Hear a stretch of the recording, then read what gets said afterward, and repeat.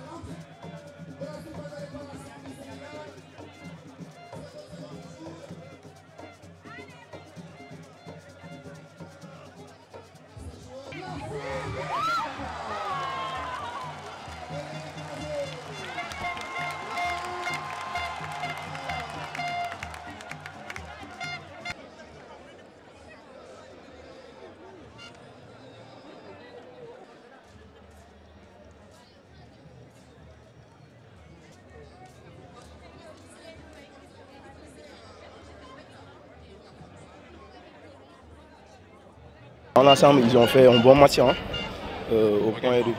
Dans l'ensemble, ils ont fait un bon match.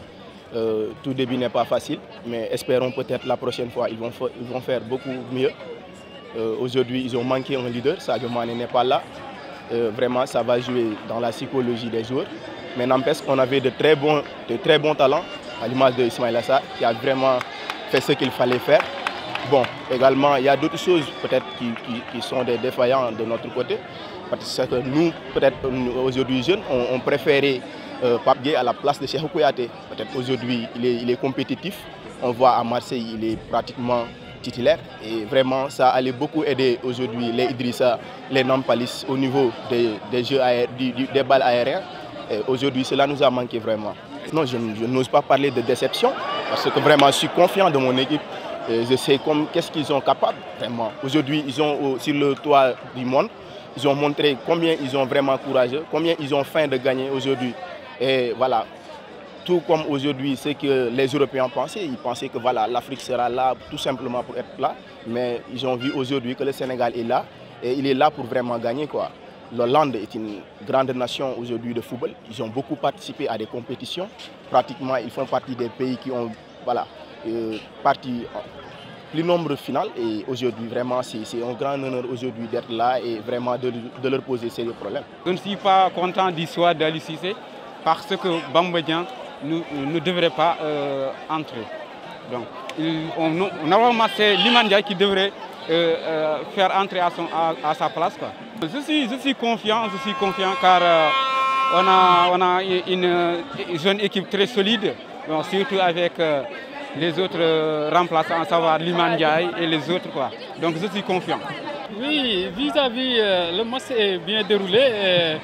Pour la première période, c'est bien joué, mais pour la seconde période, on a fait des changements un peu mal placés sur l'excentré gauche, ou bien l'excentré droite plutôt, le numéro 7. Il ne nous a rien apporté, même le cas de Bamba Dieng. On peut laisser Boulaïdia, voilà, qui est un peu plus efficace. Mais ce que je déplore toujours au Sénégal, ici, quand on joue un match, on perd, mais on ne regarde pas pourquoi on a perdu ce match. À cause de ça, on doit revoir. Parce que dans cette poule-là, on doit sortir. Même si on peut prendre la place de premier. Je pense si on revoit les choses, ça ira, Inch'Allah. Non, nous sommes des sportifs parce que voilà, le sport c'est là, on doit gagner, ou bien on doit perdre, ou bien on doit faire un match nul. Comme aujourd'hui on a perdu, on doit se refaire encore, pour encore de plus. Non, même pas, je ne suis pas déçue, mais voilà, on va encore continuer à encourager les Lions. Même si Sadio Mané n'est pas là, on va continuer à les encourager. Vraiment, nous les remercions et vraiment, voilà. L'équipe, bon, ils ont tout donné, ils ont joué, mais voilà, Dieu est grand, on a espoir, voilà. Et nous les remercions en tout cas. Moi, je me suis dit que peut-être c'est le début de la compétition, donc c'est pas un peu mal. Il n'est pas trop tard donc, de mieux faire. Moi, donc le constat que j'ai fait moi personnellement, c'est que on n'a pas encore un leader comme Sadio Mané qui peut avoir le courage et l'engagement de se pénétrer dans l'attaque des adversaires. C'est ce qui a manqué dans cette équipe. Donc ils sont en train de se donner la passe jusqu'à ce qu'ils sont obligés de se retourner derrière.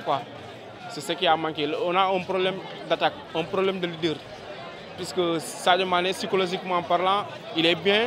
Et aussi, il a acquis beaucoup d'expérience dans ces grandes compétitions. Voilà. Donc, il faut son absence à peser dans cette défaite-là? Oui, effectivement, son absence a posé un énorme problème, des difficultés au niveau de l'attaque sénégalaise. Donc, c'est ça quoi. Mais les joueurs, ils se sont donnés à fond, ils ont fait leur mieux. Voilà, donc dès le début, ils ont géré le match. Mais peut-être le but est venu par erreur. Voilà, dans le contre-attaque. C'est effectivement ça. Et ça va aujourd'hui, tu es optimiste pour la suite de la compétition?